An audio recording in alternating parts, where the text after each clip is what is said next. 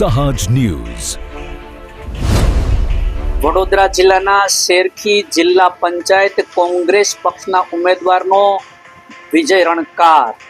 આવો જાણીએ શેરખી જિલ્લા પંચાયત બેઠકના કોંગ્રેસના લોકલાડીલા ઉમેદવાર દિલહરબેન જયેન્દ્રસિંહ પરમાર ઉર્ફે જયા કાકા, શમિયાલા તાલુકા પંચાયત બેઠકના ઉમેદવાર નજરબાબુ અને શેરખી તાલુકા પંચાયત બેઠકના ઉમેદવાર ધર્મેન્દ્રસિંહ મહેન્દ્રસિંહ પરમાર શું કહે છે.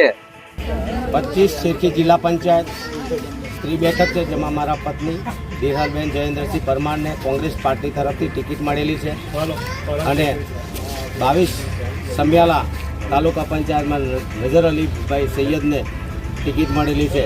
આજ રોજ અમે સમિયાલા ગામની અંદર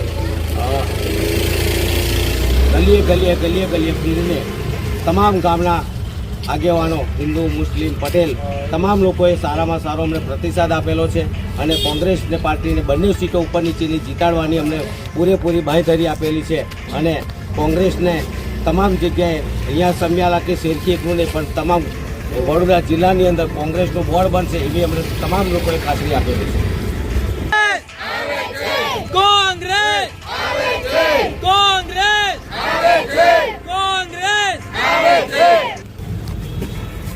અહીંયા અમે સમિયાલાની અંદર આખા ગામની અંદર ફર્યા.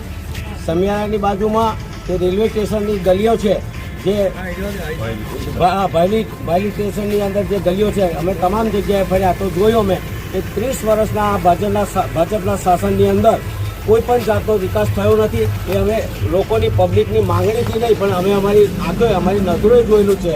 તો અમે જ્યારે લોકોએ અમારી સાથે માગણી કરી ત્યાર પહેલાં જ અમે એવું વિચાર્યું હતું કે ખરેખર આ એરિયાની અંદર 30 વર્ષના શાસનની અંદર કોઈપણ જાતનો વિકાસ થયો નથી. એટલે અમે પોતે મનોમન એવું વિચારેલું હતું કે અમે અમારી કદાચ કોંગ્રેસની સરકાર બને તો આ તમામ એરિયાનો સારામાં સારો વિકાસ કરવો જોઈએ, કારણ કે કોઈ પણ જાતની રોડની વ્યવસ્થા નથી, પાણીની વ્યવસ્થા. એટલે જે ગલીઓમાં ફર્યા ત્યારે વધારે પડતી બહેનોએ અમારી સાથે પાણીની વ્યવસ્થાની માગણી કરેલી છે અને ગટર અને રસ્તાની માગણી કરેલી છે. તો અમે આ લોકોને અમે તમામ લોકો મતદારને તમામ ગામના લોકોને અમે હૈયાધારણા આપી છે કે અમારો વિજય થશે તો સૌથી પહેલું અમે તમારા રોડ રસ્તાનું અને પાણીની વ્યવસ્થાની સગવડ કરીશું એવી અમે બાંહેધરી આપેલી છે.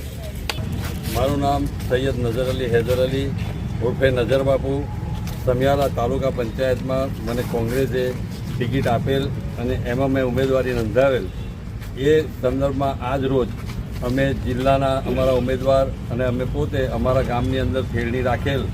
તેની અંદર ગામ લોકોને ઘરે ઘરે જઈને અમે સંપર્ક કરેલ અને ગામ લોકોની એક જ માંગ હતી કે આપણા એરિયાની અંદર આજે છેલ્લા 10-15 વર્ષથી એક તત્વ શાસન ચાલ્યું, તેની અંદર કોઈ જાતનો ગામમાં વિકાસ થયેલ નથી.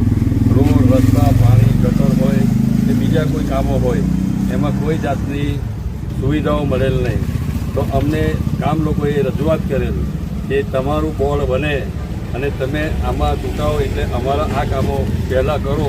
અમે એમને બાંહેધરી આપેલ છે કે જિલ્લા અને તાલુકામાં અમારા જિલ્લા પ્રમુખ અને તાલુકા પ્રમુખ બનશે તો અમે આ કામો પહેલાં ચોક્કસ યુદ્ધના ધોરણે અમે કરીશું અને ગામની અંદર સારા વિકાસના કામો કરીએ અને લોકોની લાગણી સંતોષાય અને લોકોના સારા કામો થાય એ માટે અમે હંમેશા પ્રયત્નશીલ રહીશું ને એ જ અમારા કોંગ્રેસનો સંકલ્પ છે અને કોંગ્રેસ એ કામ માટે પહેલાં બી કરેલ છે ને હવે તમે તક આપો, અમે સારામાં સારા કામ કરી અને ગામનો અને દેશનો, રાજ્યનો વિકાસ કરીશું અને કોંગ્રેસ આખા ગુજરાતની અંદર આવશે એવી અમને આશા છે અને આવશે એટલે પરિવર્તન જરૂર આવશે અને આ વખતે પરિવર્તન લોકો માગે છે ને પરિવર્તન થવાનો જ છે અને કોંગ્રેસનો વિજય થશે એમાં કોઈ શક છે નહીં.